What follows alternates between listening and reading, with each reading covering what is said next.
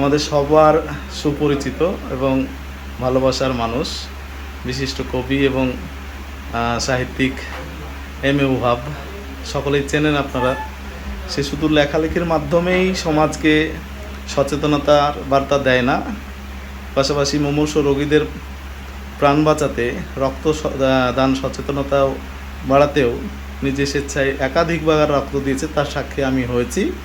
আজকেও তিনি রক্তদান করতে এসেছেন সস্ত্রীক। তার সঙ্গে আমাদের ডোমকলের ভবতরণ হাই স্কুলের শিক্ষিকা আরিফুন নাহার মহাশয়া আছেন। এটা একটা মানে ভীষণ ভালো একটা ভিডিও বা ছবি। দুজনেই রক্তদাতা।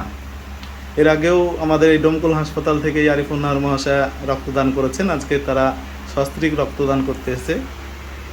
আজকের ফিলিংসটা নিশ্চয়ই অন্যরকম। ফিলিংস বলতে অনেকবার তো রক্ত দিয়েছি, মানুষের প্রয়োজনে সবসময় দিই। রক্ত দিতে সবসময় ভালো লাগে, আজকেও অবশ্যই বেশি ভালো লাগছে, কারণ রক্ত দেওয়ার মানে সংখ্যাটা বাড়ছে, যতবার দিয়েছি তার চেয়ে আস্তে আস্তে বাড়ছে প্রতি মুহূর্তে। উদয়ের পথে সংগঠনের দুজনেই খুব কাছের মানুষ, আমাদের ম্যাডাম এবং তুমি, এবং দুজনেই রক্তদাতা। এই যে সস্ত্রীক আজকে রক্তদান করলে, যারা এই সস্ত্রীক বা দুজনে একসঙ্গে জীবন কাটাচ্ছে, তাদের উদ্দেশ্যে রক্তদান সম্পর্কে কিছু বলো। রক্তদান বলতে এটা তো মানুষের প্রয়োজন হয় বলেই রক্তটা দিতে হয়।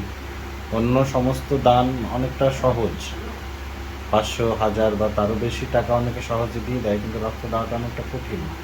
মানসিক প্রস্তুতির দরকার, শারীরিক সবলতা দরকার, এবং অনেকে সেই সবলতা থাকার সত্ত্বেও সবল হয়েও দিতে চান না। তবে আমার মনে হয় রক্ত দিলে শরীরে খুব ক্ষতি হয় না। প্রতি 3 মাস অন্তর অন্তর রক্তটা দিলে মানে আজকে যে শরীরে যে রক্তের কোষগুলো আছে, 3 মাস পর প্রায় সেগুলো নষ্ট হয়ে যায়, আবার নতুন রক্তকোষ তৈরি হয়।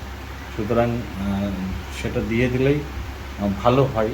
এবং আমরা সবার কাছে আবেদন রাখবো, এরকম ছবি আরও আসুক, যে দুজনে একসঙ্গে আসুক রক্তদানে, এবং মুমূর্ষু যে রোগী তাদের প্রাণ বাঁচাতে রক্তদান সচেতনতায়। অসংখ্য ধন্যবাদ ওহাব তোমাকে।